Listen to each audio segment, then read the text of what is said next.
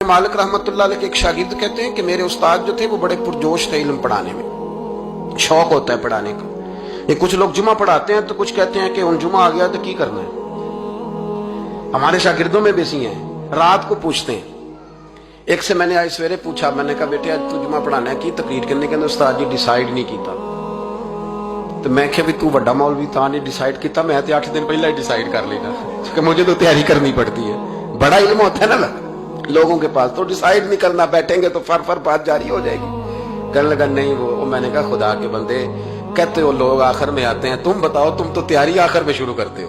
कुछ खुदा का खौफ करें भाई। एक उस्ताद होता है एक पुरजोश। इमाम मालिक के शागिर्द फरमाने लगे कि हमारे उस्ताद पढ़ाने में बड़े बाज़ौक़ थे, उनका जज्बा रहता था पढ़ाने का और किताब से वाबस्ता रहते थे। पढ़ना पढ़ाना मसाइल दरियाफ्त करना ये शोबा है ना जी हमारा।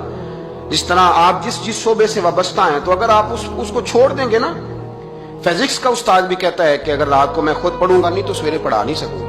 तो अगर आप वाबस्ता नहीं रहते अपने शोबे के साथ, नई नई चीजें पैदा होती हैं, जिद्दत आती है, तो आपको जोश ही नहीं है उस शोबे का, तो फिर बात कैसे आगे बढ़ेगी। तो कहते हैं इमाम मालिक बड़े जब बीमार हो गए शदीद, तो शागिर्द कहते हैं मैं तीमारदारी करने गया, तो मैंने जब देखा तो मुझे चेहरा देख के समझ आई कि इमाम मालिक का आखिरी वक्त है। बड़े कमजोर हो गए और मैदे में और पेट में इतनी तकलीफ थी कि उन्हें दूध पिलाया जा रहा था चम्मच के साथ, प्याले के साथ, सिर्फ दूध पी सकते थे, कमजोर हो गए।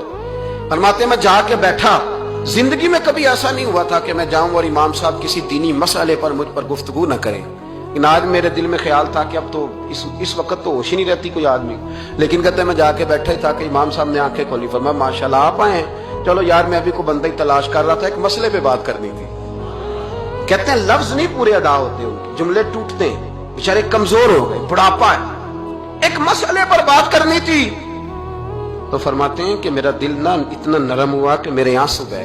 मैंने कहा इस हाल में भी उस्ताद जी आपको दीन की फिक्र है। कहने लगे यार एक आदमी ने मसला पूछा है तो उसको हल करके देना है, ये रसूलुल्लाह का दीन है, उलमा की जिम्मेदारी है आसान करके लोगों तक पहुंचाए। हर आदमी इस तक तो मैंने वो देना है, ये मेरी वफा है अपने मजहब के साथ, आखिरी दम तक देना। मैं अपनी हयाती तो कुर्बान थी वहां, मेरी मोहम्मद बकींदे गुजर गई।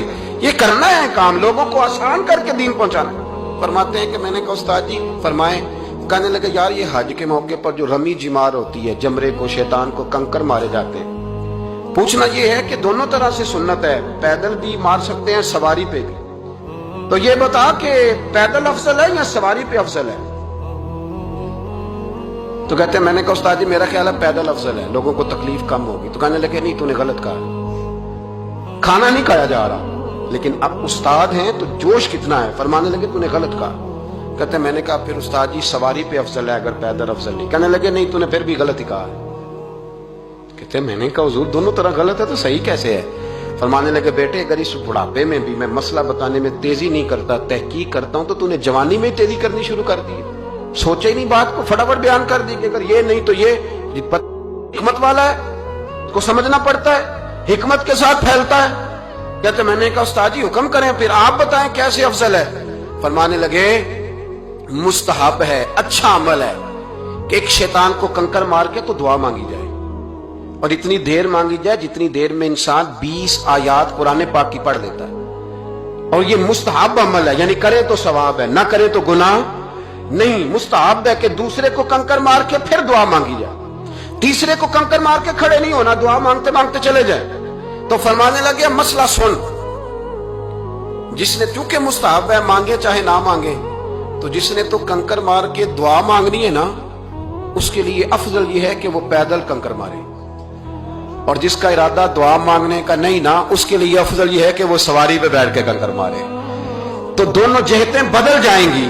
फरमाते हैं उस बुढ़ापे और कमजोरी में मैंने इमाम मालिक की वो फकाहत देखी, और फरमाते हैं जब फारिग होके ना इमाम मालिक से मैं बाहर निकला, सलाम लेके मैं दरवाजे पे पहुंचा था, अभी कमरे के दरवाजे पे इमाम साहब ने बुलंद आवाज से कलमा पढ़ा और उनकी रूह परवाज कर गई। बुलंद आवाज से कलमा पढ़ा, रूह परवाज कर गई। इतना दीन का जज्बा, शौक, इतना तबीयत के अंदर दर्द दीन के लिए कि आखिरी वक्त तक मसाइले दीन में गोता जनी किस तरह करके उम्मत को आसान दीन पहुंचाया।